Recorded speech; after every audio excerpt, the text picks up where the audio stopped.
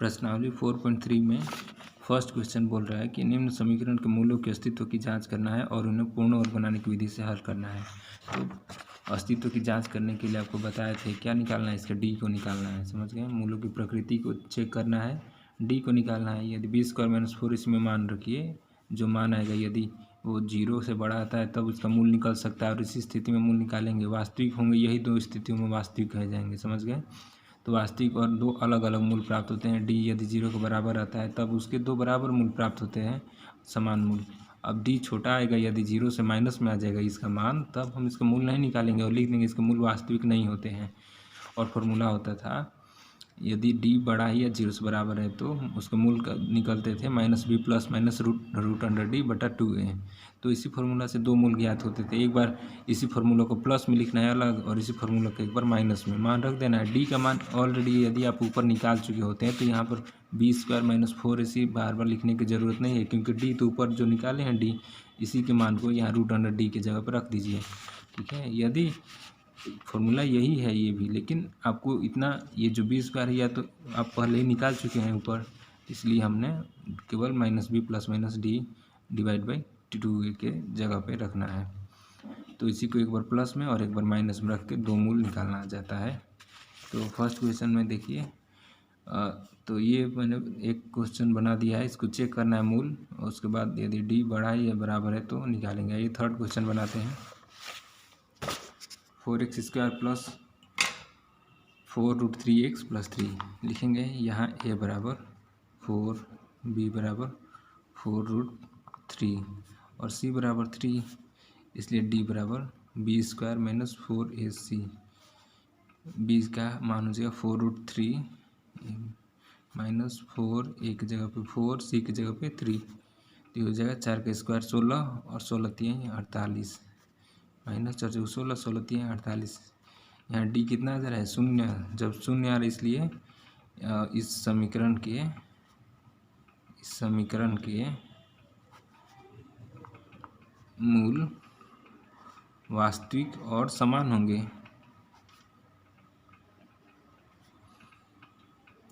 होंगे, देखिए ये फॉर्मूला पे है, द्विघाती सूत्र इसको बोलते हैं। यदि प्रश्न में बोलेगा कि द्विघाती सूत्र से निकालना है तब ये फॉर्मूला रखेंगे। यदि द्विघाती सूत्र नहीं बोल रहा है, पूर्ण वर्ग बनाने की विधि बोल रहा है, तो पूर्ण वर्ग बनाने के लिए हमको या तो इसे a प्लस बी के होल स्क्वायर या a माइनस बी के होल स्क्वायर में तोड़ना है। यदि बीच वाला पद प्लस में है तो ये a प्लस बी के होल स्क्वायर में टूटेगा। यदि बीच वाला पद माइनस में है, ये यदि माइनस में रहता तो a माइनस बी के होल स्क्वायर में इसको तोड़ते हैं। तो पूर्ण वर्ग बनाने के लिए हमें देखना है ये जो पहला एक्स स्क्वायर का गुणांक है, पहला पद का गुणांक ये 4 है, तो 4 एक पूर्ण वर्ग संख्या है। हाँ, पूर्ण वर्ग है। यदि ये 4 न होती तो क्या, यदि ये 2 होता तब हम उसको पूरे पद में 2 से गुणा करके 4 बना लेते हैं या 2 से भाग कर देते हैं। तो 4 है तो 4 को 2x स्क्वायर का लिख सकते हैं, a का स्क्वायर। उसके बाद प्लस हम जानते हैं a प्लस बी के होल स्क्वायर में हमको तोड़ना है, a प्लस बी के होल स्क्वायर में। फॉर्मूला याद होना चाहिए आपको, ये भी नहीं याद है तब नहीं बन पाएगा question. a square plus 2, a की जगह पे जो इसका a स्क्वायर निकला है, a की जगह पे 2x और b की जगह पे क्या हो जाएगा 4 रूट 3 लाना है। ध्यान दीजिए, आपको ऐसा ही यहाँ b का मान रखना है ताकि गुणा करने पर हमको 4 रूट 3 आ जाए। 2 दूनी 4 हो गया। अब 4 के साथ क्या चाहिए? रूट 3 चाहिए, तो इसलिए रूट 3 लिख दिए। बन गया कि नहीं? 2 दूनी 4, 4 रूट 3, 4 रूट 3 और x 4 रूट 3। उसके बाद फॉर्मूला क्या होता था? ये a स्क्वायर प्लस 2ab और प्लस b स्क्वायर क्या निकला था? रूट 3, तो रूट 3 का स्क्वायर। अब इसी रूट 3 को स्क्वायर को हटाने के लिए हम माइनस रूट 3 का स्क्वायर लगा देते हैं, क्योंकि इसका हमें यूज़ नहीं है, इसलिए लिखें ताकि ये a प्लस बी के फॉर्मूला को परिपूर्ण कर दें। अब इसको हटाने के लिए सेम माइनस बी स्क्वायर को प्लस बी स्क्वायर में आएगा उसको हटाने के लिए माइनस बी स्क्वायर रख दिए। चिन्ह बदल दिए कि हम जानते हैं कि विपरीत चिन्ह होते हैं कोई भी दो संख्या के तो वो कट जाते हैं। अब बाकी जो सी है, ये 3 था, उसको 3 उसी तरह उतार देते हैं, बराबर 0। अब ये पूरा फॉर्मूला का गुणनखंड विधि है, गुणनखंड है कौन से फॉर्मूला का? ये विस्तारित रूप है, तो ये a square plus 2ab plus B square, तो a की जगह पे 2x और b की जगह पे क्या? रूट 3। ठीक है, स्क्वायर a प्लस बी का होल स्क्वायर हो गया माइनस रूट 3 का स्क्वायर क्या हो जाएगा? 3 और ये प्लस 3 बराबर 0, ये कट जाएगा। ठीक है, क्या बचा? 2x प्लस √3 क्या स्क्वायर बराबर 0। तो आप जानते हैं कि 2 बार ये है, तो इसको हम ऐसे भी लिख सकते हैं 2x प्लस √3 या 2x प्लस √3 बराबर 0। ठीक है, जब ऐसे हो गया तो इसको दोनों को अलग अलग 0 के बराबर कर देते थे 0। तो ये हो जाता था 2x बराबर माइनस √3 और x बराबर माइनस √3 डिवाइड बाई 2। ठीक है, उसी तरह ये भी हो जाएगा क्या 2x बराबर माइनस √3 x बराबर माइनस √3 डिवाइड बाई 2। आप देख सकते हैं दोनों के मूल क्या है, समान है कि नहीं।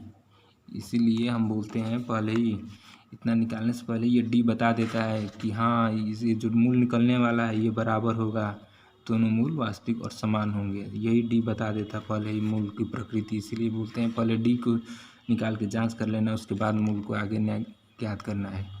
सेम ये पूर्ण वर्ग बनाने की विधि थी। अब इसी को सेम क्वेश्चन को यदि हम द्विघाती सूत्र में रख के हल करते हैं, आइए तब देखते हैं।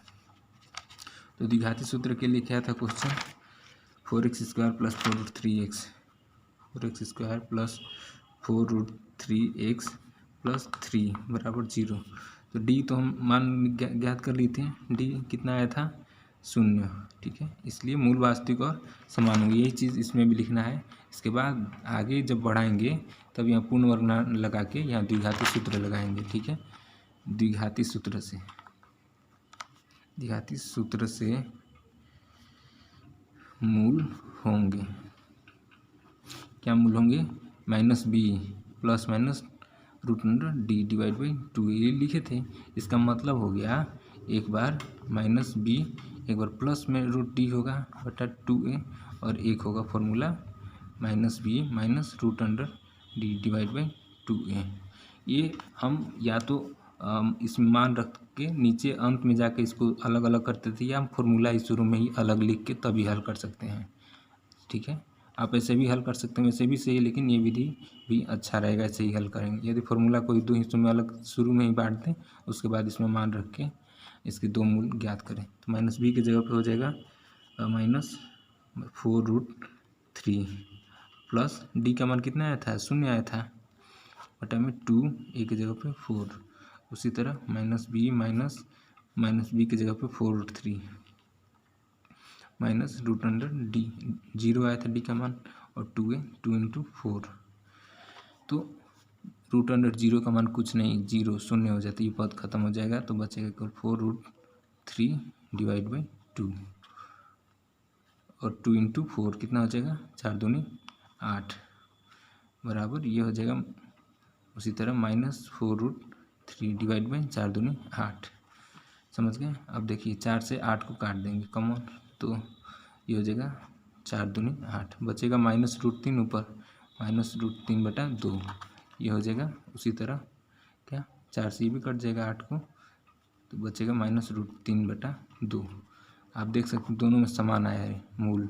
ठीक है, तो ये द्विघाती सूत्र है, दोनों में अंतर है, दोनों को एक ही मत समझ लीजिए। द्विघाती सूत्र से ऐसे ही हल करते हैं।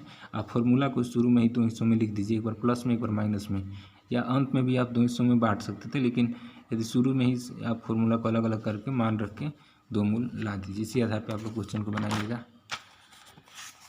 तो ये वो एक पहले भी वीडियो में ये बताए थे मूलों को सिद्ध हो जाए पूर्ण वर्ग बनाने की विधि से, तो वही क्वेश्चन है सेम। इसमें 4x² था तो उसको 2x² लिखे थे, तो 2 मूल निकला था, एक 3 और एक 1/2। तो पहले की वीडियो देख लीजिए और इस क्वेश्चन में जो नहीं समझ में आएगा सब बनाइए, जिसमें दिक्कत होगा हमसे मैसेज कीजिएगा, हम बता देंगे उसको।